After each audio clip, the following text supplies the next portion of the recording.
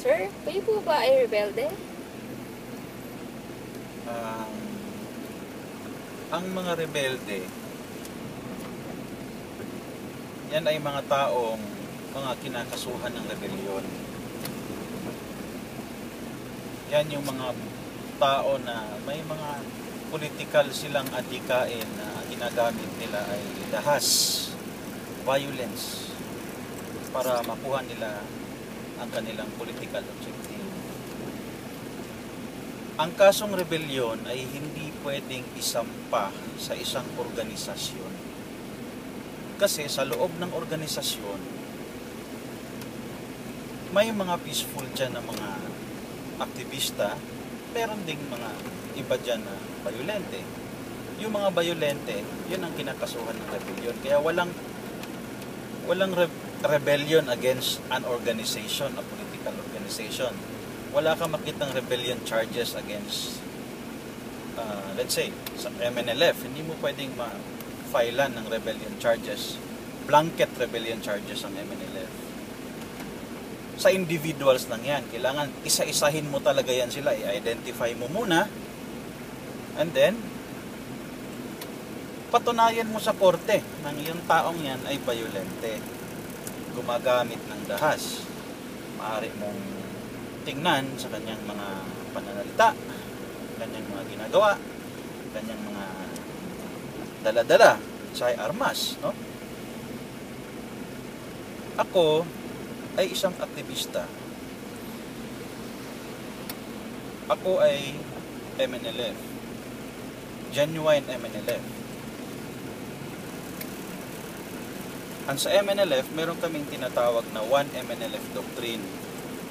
Kaya sinasabi na there's only one MNLF under the leadership of one Nur Miswari, under one ideology of egalitarianism, under one objective of Mindanao independence, and under one peaceful process.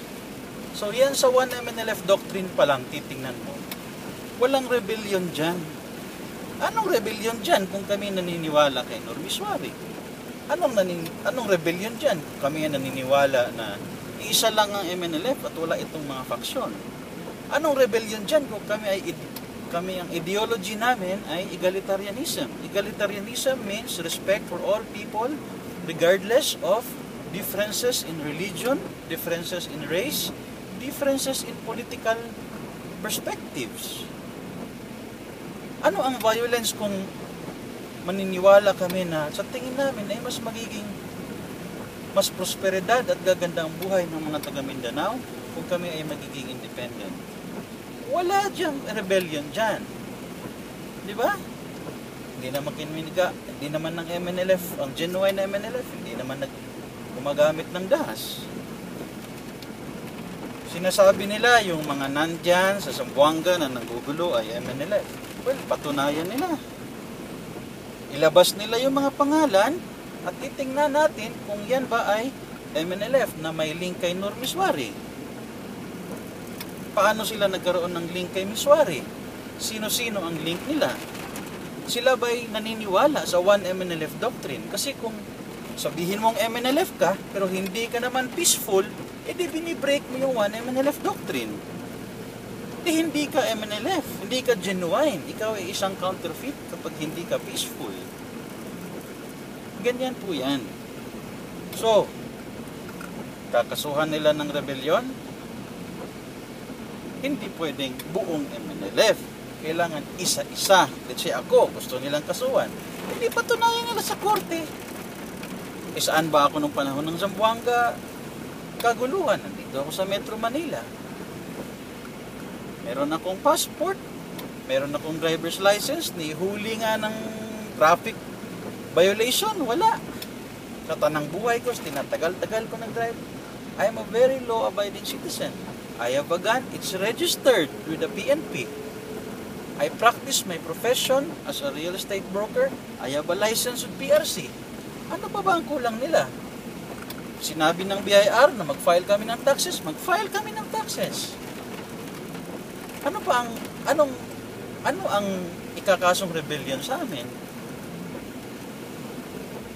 Ang meron lang ako nakikita ay political persecution. Klarong-klaro ang political persecution ng Aquino administration laban sa MNLF. So, yun lang masasabi ko. Ayan, kung palabas sila halimbawa ng warrant of arrest laban sa akin, which is mahirap yun kasi ano nila mapapatunayan na tayo ay violenting tao.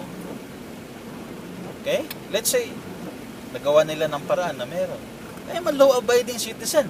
You don't need to serve a warrant. Sabihin mo lang sa akin kung saan ako magre-report. Pupunta ako at magpapakulong ako ng kusa. Hindi nyo na kailangan mag-spend ng resources na habulin ako. Ano problema ninyo? Wala kayong problema sa akin. Pero, hindi nyo pwedeng gamitin yung lakas ng hawak ninyo sa legal aspect para bilhin o takutin yung mga paniniwala namin. Yung paniniwala namin sa political sa independence ng Mindanao, hindi nyo mabibili yan, hindi nyo matatakot yan. Nandyan yan. Kung susuko man ako sa inyo, kahit na dilaan ko pa yung puwet nyo, hindi nyo mawawala sa puso ko na talagang ilalaban namin yung Mindanao independence. Ngayon, maaari nyo man ako masubdue, pero habang buhay ako, tuloy-tuloy ang laban. Mamatay man ako, meron pa rin nakakabasa ng mga writings ko. At susunod yan, hindi mawawala yung battle for independence. Ang Pilipinas, nagdeklara siya ng independence ng 1898. At na-realize niya ang independence niya ng 1946. It took Philippines 48 years to achieve its independence. Ang Mindanao, we just declared it 15 December 2012. So we still don't know kung kailan namin ma-achieve to. As much as possible, ang plano namin is gagawin namin to in a peaceful way. Ang gagamitin namin procedure ay signature campaign na long term. Yung mga gusto ng Mindanao Independence, pipirma. Yung mga ayaw, pipirma. Sa huli, bibilangin namin yung pirma. Kung marami yung gustong Mindanao Independence, hindi ilalaban natin ito ng referendum.